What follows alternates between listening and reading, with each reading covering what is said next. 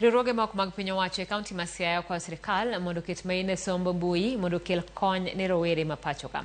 Direkta mar riwruogo okok shida CBO Alex Okula dwa ni piny owacho keto okenge ma nyalo miyo rowere donjo e mbui mondo kony e sombgi kod reso midhiero ma gikaloe kama oting'o koso tije kod weche mamoko.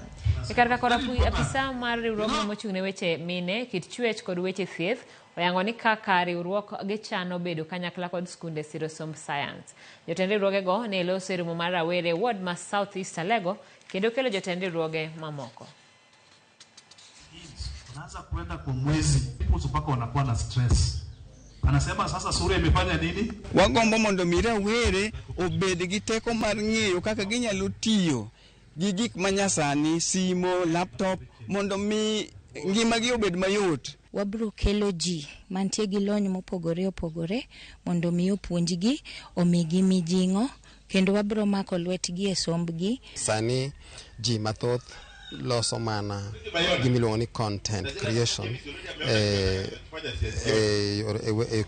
kor mbui to giuso oko mondo mi giyud tich. Ka sirkal nyalo puonjo nyithiwa gige skunde to bro miyo gin bende gibed gi thuolo mar piem gi jowadgi mane piny mangima ka giuso gik ma giloso e yo mar mbui. Yudo ka vijende matinde gi ka koro ngima osetamo gi ok gidhi maber gi ngima to koro gikawo ngimagi. Yudo ka ng'ato dere, ng'ato tho.